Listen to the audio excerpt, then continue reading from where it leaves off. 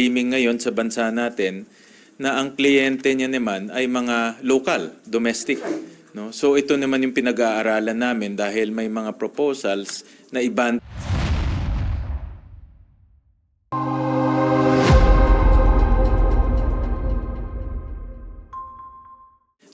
rin yun at may mga proposals na pagbawalan rin.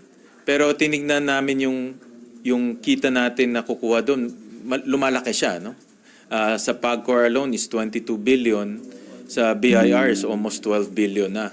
3 years ago, hindi ganun kalaki. No? Sa PAGCOR was only 6 billion, sa BIR was 2 billion. So lumalaki yung nakukuha nating revenue galing sa tinatawag nating e-gaming. Pero nakita rin namin may kahinaan yung pagdating sa regulation. For example, napakadaling mag-open na account sa mga e-gaming. No? Kahit na magbigay ka ng pekeng pangalan, nakita namin sa last hearing, kahit magbigay ka ng pekeng pangalan, pwede ka mag-open ng account. Pag nagbigay ka ng pekeng pangalan, pwede ka rin magbigay ng pekeng edad. No? Pwede kang 16 years old, gawin mo 21 years old. No? At dahil pwede ka magbigay ng pekeng pangalan, pwede ka rin pumasok sa money laundering. Yung kita mo sa drugs, kunwari isigwal mo, pag nanalo ka, pwede mo makuha yung pinanalunan mo ng malinis na yung pera. No? So nakita namin may mga regulatory weaknesses dito sa e-gaming. Sinabi ng ating mga kapulisan, minimally nakukuha nilang reports tungkol sa crime, sa e-gaming. So tinitignan rin namin yan. Pero the mere fact na may weakness sa regulatory, baka maging mas malala to sa mga susunod na panahon.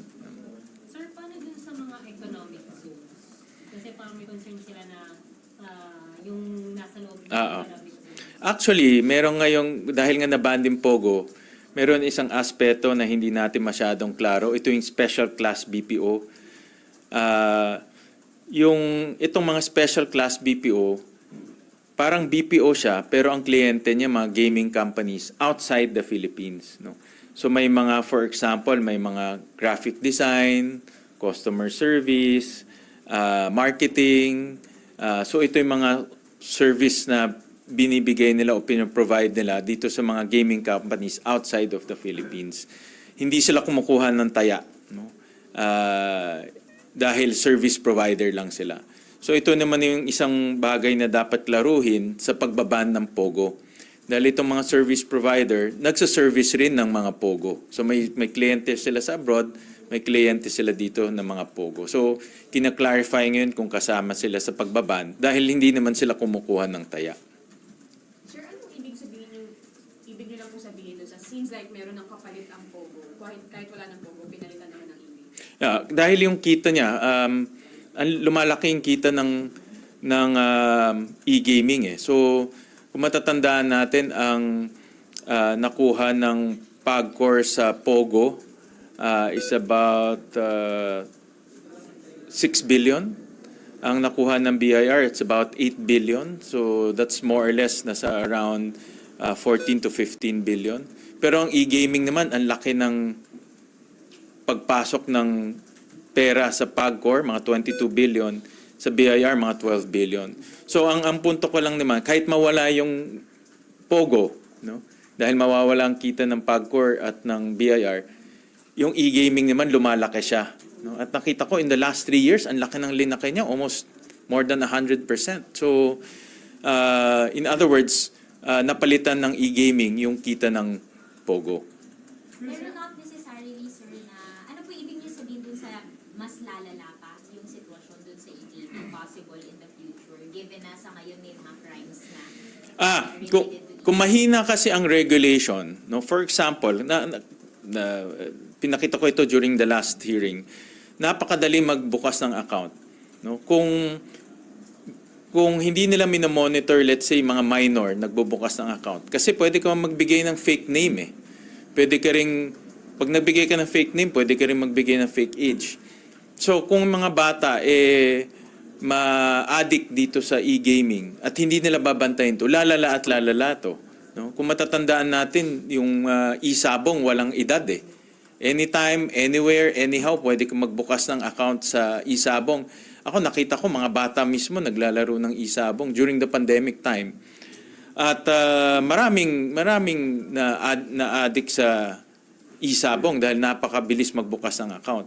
Ang problema dito kung yung mga, let's say, enforcement agencies natin, mga police, no, magkaroon ng maraming utang dahil nga sa pagsusugal, malaking problema tayo dyan. Yung mga bata, kung sila ay malulong o ma-addict sa mga e-gaming, magkakaroon tayo ng malaking problema sa lipunan natin, sa society natin. So ang punto ko, kung mahina ang regulation, ang problema pwedeng lumala at lumala yan. Kaya habang maaga pa lang ngayon, dapat yung regulation ay pagtibayin na, no? Higpitan na mabuti at siguraduhin na sumusunod itong mga e-gaming companies.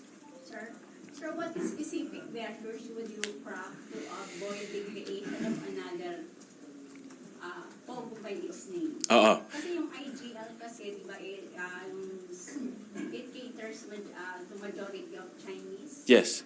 Ang simple definition ng POGO, kumukuha siya ng taya galing sa labas, no?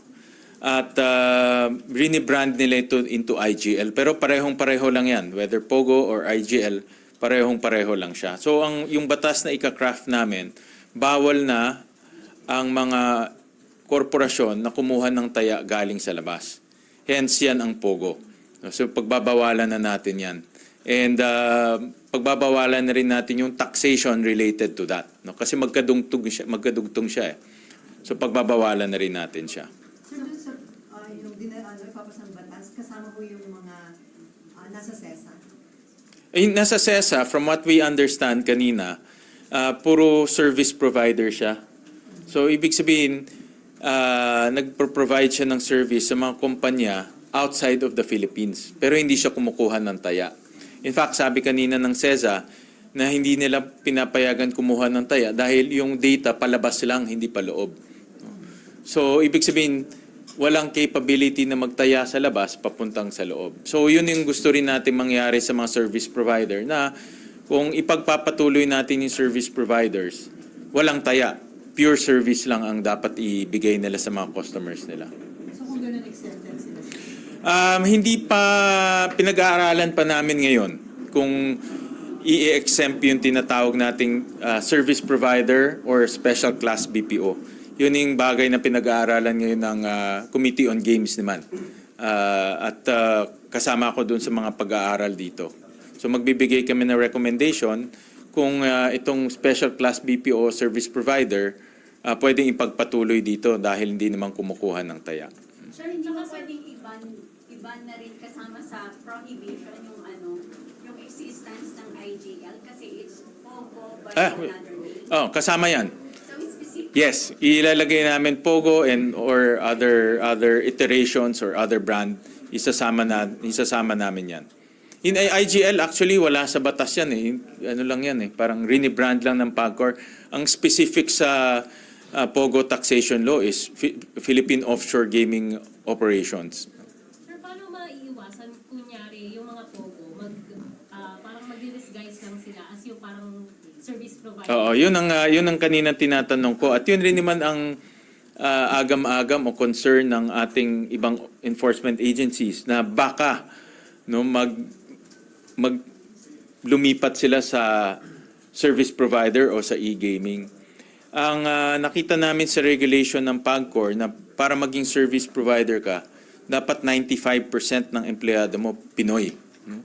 So kung 95% empleyado mo ay Pinoy, ang customer mo obviously mga locals, no? Dahil hindi ka naman marunong magsalita ng ibang lengguwahe. So yun yung isang mechanism para hindi sila makalipat. At pag in-inspect sila, makikita mo Pinoy lahat, then qualified ka. Ngayon kasi walang ratio eh. No? Kaya yung ibang mga service provider at yung ibang mga POGO, 100% foreigners eh. Nung kasagsagan ng mga POGO. So ngayon, one of the safeguards na ginagawa ng PAGCOR, dapat 95% ay Filipino.